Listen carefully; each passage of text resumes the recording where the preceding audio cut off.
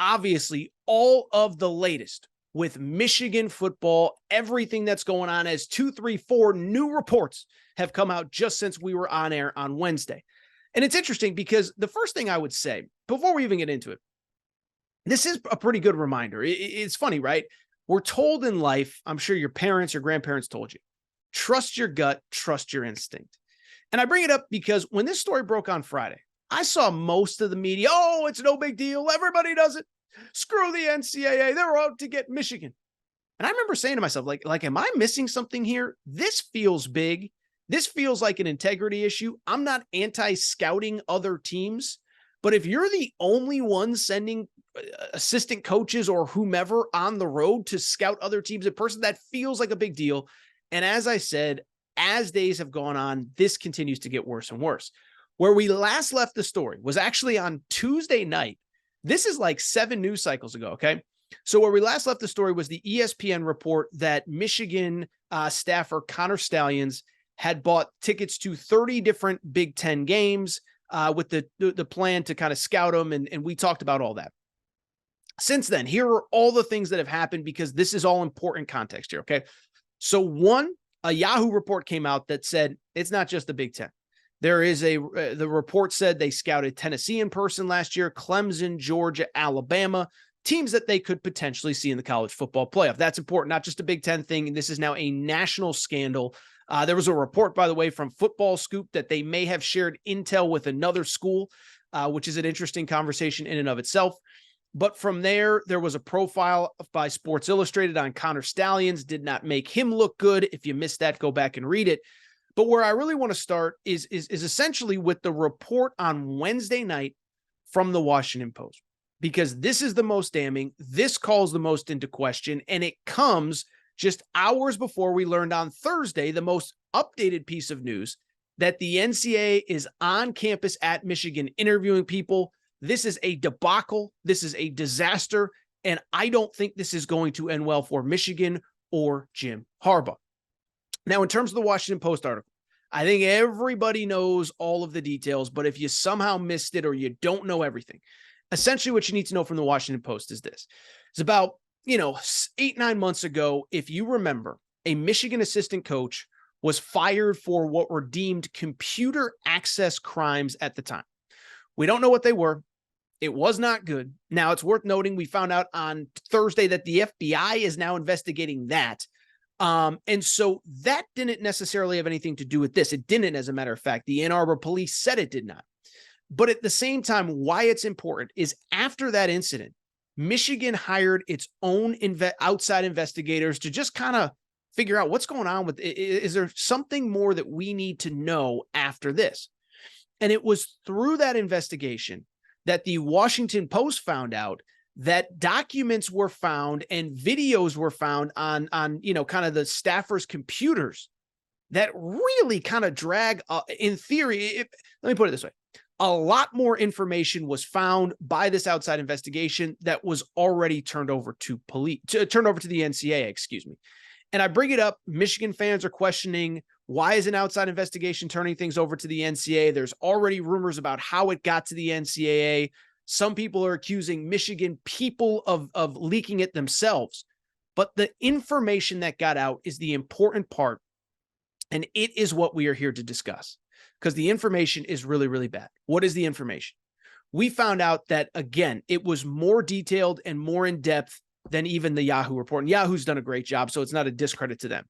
But essentially that Michigan has spent over, or was planning on, I should say, spending over $15,000 this season, to send assistant coaches all over the country. 8 Ohio State games this year. 8 Georgia games with the anticipation that they were going to see them in the playoff. Over $3,000 allocated just for Ohio State games. $3,000 allocated just for Georgia games.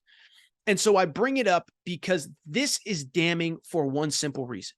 You have Connor Stalions, a guy making $55,000 a year. And all Michigan fans on the internet have been dying to tell you that he's a one-man operation, that he's doing it by himself, that he's getting his buddies involved that have nothing to do with Michigan football. And I will say, I think that Sports Illustrated profile of him through text messages did not really paint him in the best picture. But when you're talking about $15,000, when you're talking about 8 Ohio State games, 8 Georgia games, it feels darn near impossible to assume that it is solely a one-man rogue operation. The $15,000, that's a lot of money. That's a lot of plane tickets. That's a lot of coordination.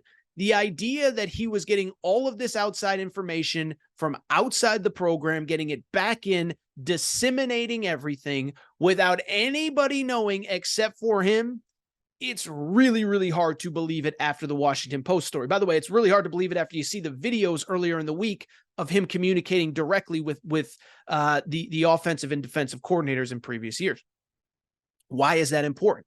Well, it also leads to what happened on Thursday, as we got a report that NCAA investigators are on campus, and they're interviewing people, and there's mixed reports on who was interviewed, who wasn't. It's a bye week for Michigan. You wonder how many coaches are even on campus right now. A lot of them probably on the road recruiting. But boy, oh boy, oh boy, this is not good. I think, first of all, the biggest problem is what I just said, is that, one, it's hard to make the argument, $15,000, 8 Ohio State games, somewhere over a half a dozen Georgia games. It's hard to make the argument that this is a one-man rogue operation, right? I get that Michigan fans will tell you that it was buddies of his, that it wasn't people that worked for the school. Thank you, everybody, as always, for your support of the Aaron Torres Pod and Aaron Torres Pod YouTube channel. And we have a major announcement, as legal sports betting is now in the state of Kentucky. That is right. The Aaron Torres Pod and Aaron Torres Pod YouTube has partnered with DraftKings Sportsbook and the DraftKings Sportsbook app. And here is the best part. DraftKings has an incredible offer for listeners of the Aaron Torres Pod who are first-time customers with DraftKings. This is the deal. Here's what you need to know. Download the DraftKings Sportsbook app. Bet $5 on any game, just $5, and you get $200 in bonus bets instantly when you use the promo code Torres. That's right. It's that simple. Again, first-time customers, download the DraftKings Sportsbook app, bet $5 on any game, pro, college, any sport you want, and get $200 in bonus bets instantly when you use the code Torres. Thank you to our new partners, DraftKings Sportsbook. Thrilled to be working with them. Take advantage of their offer now.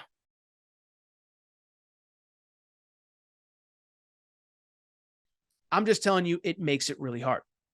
I think the other thing that stands out, this is important. I haven't heard a lot of people talk about this. The NCAA being on campus is huge. And I've seen a lot of people say, well, the NCAA moves so slow and nothing's going to come of this for years upon years upon years upon years. But here is the difference between this and other NCAA investigations. In other NCAA investigations, this is essentially what happens. A report comes out, something comes out, rumor comes out, an article comes out. And then what ends up happening is the NCAA has to go to campus, interview people, get their own information, do their own investigation. You want to go back to the FBI college basketball stuff? I talked about that enough, okay? In that investigation, the FBI had all the information. Then the FBI told the NCAA to stand down. Then the NCAA had to go do their own investigations. And so that is the normal process. What is different here is that this independent investigation has already turned everything over to the NCAA. So yeah, you have to go to campus and talk to people, but it's also worth noting that you also have to, that they now have information available to them. They don't have to go trying to search. We talk all the time, the NCAA doesn't have subpoena power. They don't have to subpoena anybody. They don't have to. They have all the information. And so if it's all there on paper, it isn't a months and years long investigation. We already got this. We already have the documents, the plane tickets, the ticket purchases, whatever. And again, you can agree or disagree whether this rule is stupid or not. In Jim Harbaugh's defense, I've seen Nick Saban, Brian Kelly, Deion Sanders, Matt Rule all come out saying we should just have helmets we should have speakers in helmets. It doesn't change the fact that you egregiously broke the rules, and the NCAA already essentially has all the information that they need. Couple other things, and none of this lines up well for Michigan. One, let me add this. When I look at this situation, there's another factor that I haven't heard anybody, I've heard one person talk about it because he's the one that I'm going to reference right now. But Adam Rittenberg brought up a good point that I have been asked throughout this week. I've had a bunch of people ask me this week. about does the like if the NCAA drags their feet, can the Big Ten do something, or can the College Football Playoff Committee do something? In other words, if the College Football Playoff Committee believes that Michigan is cheating and they've broken some sort of sacrament, do they have to put Michigan in the playoff if they are 13-0 and win the Big Ten? The answer is no. You can pick whoever you want. But it's also interesting from the Big Ten perspective, because the Big Ten actually has the power to essentially do the same, to essentially say, you know what? Something's not right here. We're making you ineligible to even be our conference champion. We're not going to let you play for a conference championship. We're not going to let you represent us in the college football playoff. Well, Adam Rittenberg tweeted that out on Thursday afternoon. He said, I confirmed that the Big Ten can initiate its own investigation into Michigan under the sportsmanship policy if it deems necessary. That hasn't happened, but Commissioner Tony Petitti has authority to initiate a probe to determine whether an offensive action occurred. He continued in a second tweet. Under the Big Ten sportsmanship policy, any school under investigation would have the right to defend itself, outline its position, but disciplinary actions from the league are final and not subject to appeal. And so essentially, Adam Rittenberg just said what I said, is that we're not saying it will happen. But the Big Ten, if they have deemed, and there's a possibility they could get pressure from their member schools, if they deem that some sort of code was broken, that Michigan went above and beyond, and it messed with the integrity of Big Ten football, the Big Ten can launch its own investigation. They're not under the timeline of the NCAA. They don't have to go through, months and months and months and months of whatever. They can very simply say, you know what? This is the deal. This is what's going on, whatever. And they could, if they choose, again, make Michigan ineligible to compete for a conference championship, whatever, even if they're undefeated. So that's something to keep an eye on as well. I don't know if the Big Ten would have the guts to do it. I tend to think they wouldn't, but they might be getting pressure from the Ohio States, from the Penn States. And I'm not accusing those schools. I'm just saying Michigan State, whoever. I mean, we heard Michigan State was trying to cancel their game because of integrity last week. So now the idea that other schools are getting into the Big Ten's ears, that's just something to keep an eye on as well.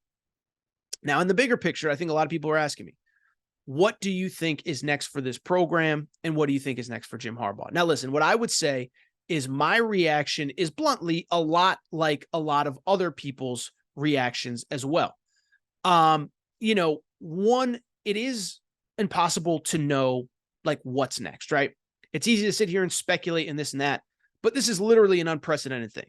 We don't have any history of this level of sign stealing, deception, whatever you want to call it. And again, we can debate, is sign stealing illegal?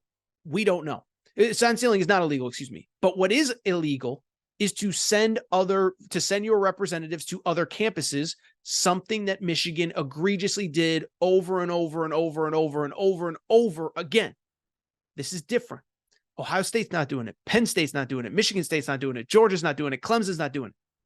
So I bring it all up because this is huge.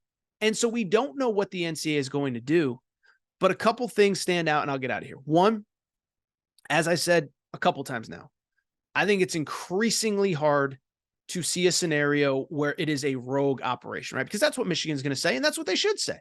They should say, you know what? This guy was a little bit, whatever. We'll keep it politically correct here, but he was not all in his facilities. He's trying to go above and beyond, whatever. That's what Michigan would say. But our guys didn't know. Our assistants didn't know. Our head coach didn't know. This guy was a disaster, whatever. I think it's hard with the information that came out in the Washington Post article to make that argument.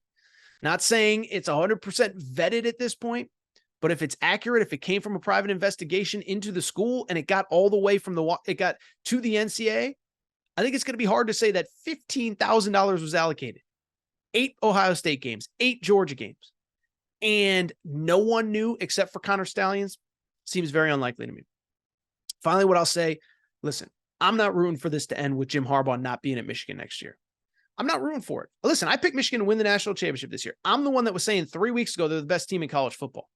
I want them to win. I want them to win. But at the same time, it just feels harder and harder because it's going to be hard to defend Harbaugh. It's going to be hard to say that he knew nothing about this. And I do think realistically he'll have options. Now, I do think it'll be interesting. One, if things go sideways this year, Does he have options? Like if the team falls apart because either they were stealing signs or the pressure gets to them and they're not as good without stealing signs, whatever it is, if they finish 9-3, which I don't think they're going to, does an NFL team want him? I would think they would. But I do think if you're an NFL team, you got to sit there and say, he was great 10 years ago in the NFL, but then he goes to college. He can't beat Ohio State till he starts stealing signs. So the point I'm trying to make is I do tend to think this is probably the last hurrah for Harbaugh. I hope he stays. I hope he fights it. I hope he's at Michigan forever because I think he's good for college football. But this just feels like it just doesn't feel like it's going to end well. And it feels like every single story that comes out, one, the narrative gets bigger, more wide-ranging, more people involved. And two, as I just said, I think it's very hard to argue that he is the only one involved.